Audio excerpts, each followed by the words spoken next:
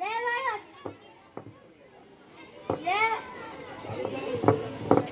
લે વાળો છે તો આપણે મંદિર હા એમ જ તો તે આવવું પડશે ને કોતું તો બહાર મે જાણું હે પણ ગોમની સભા હે કે અલ્યા અબળો ગામ સભાએ બધી જ બહેનો આવીશ પણ શું કામ હે બેનોનું એ ભણકા ટીવી में हमारे साथ है क्या गांव में साफ सफाई रखनी है हे रंगला भाई उठे का बात है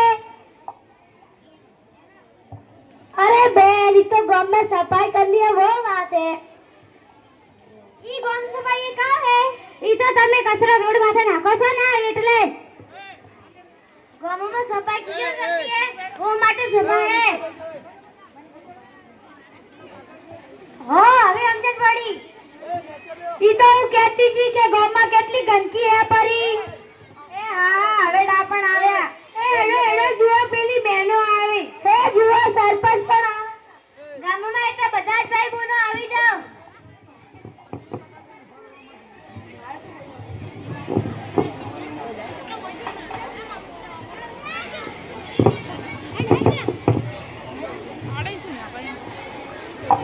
અરે બેન સાહેબ ગામમાં સફાઈની ખૂબ જ જરૂર છે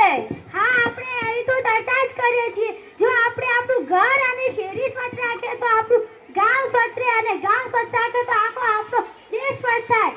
ઓબળો બેન તમે સુધેરી જાત એટલે અમને તો કોઈ ખબર ના પડે જીવી બો બેન સમજાવે કરું હા રંગડા ભાઈ તો મને જ ખબર હા પણ હું કહેતી હતી કે ઉઠે કચરાના ઢગલા પડ્યા હે ભાઈ તમે બધા શાંતિ રાખો આપણે આ સ્વચ્છતા માટે તો ભેગા થયા છે હા બેન આખું જ ગામ ઉઠે કચરો નાખે પરું ઈ તો મારું ઘર છે અને બળી બહેનો બેસો આ બધું જુઓ તમારા માટે જ છે હા બેન આપણે કચરા માટે ટ્રેક્ટરની પણ વ્યવસ્થા કરેલ છે બહેન કહો આપણા તરફથી શું સૂચના છે સરકાર તરફથી જે સૂચના હોય આપ સાંભળો આપણી પ્રથમ નૈતિક ફરજ છે સૂકો ભીનો અને પ્લાસ્ટિક કચરો અલગ અલગ રાખવો અને આવતી ગાડીમાં તેને તે પ્રમાણે આપવો અલી જીવલી જો બેન તને શું કહે છે અલી સમલી તું તો જો ઉઠે કચરાના ઢગલા બે પર આનંદની તો વાત જ ન કર હવે ઈ તો સમજણ પડી તું તો અમથી બબડે છે આપણે ગમણે તે કચરો ન નોકળો જઈએ તો આપણું ગામ સ્વચ્છ રહે પરું આ સાચી વાત છે આ બે સાચું કહે છે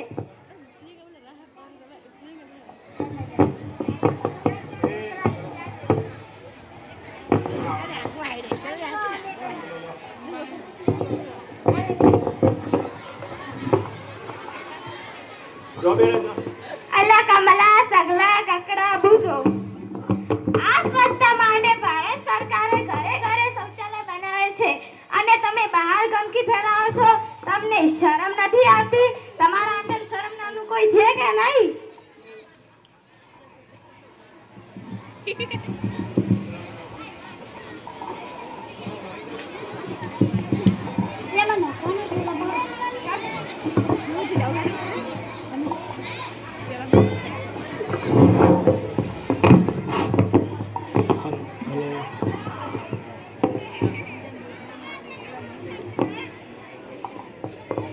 પંચાલ વિપુલભાઈ ડાયાભાઈ તરફથી 200 રૂપિયા આવેલ છે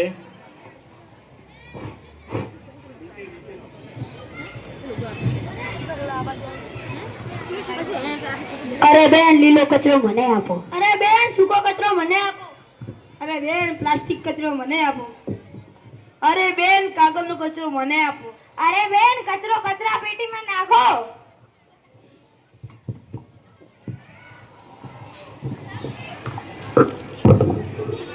ચાલો આવજો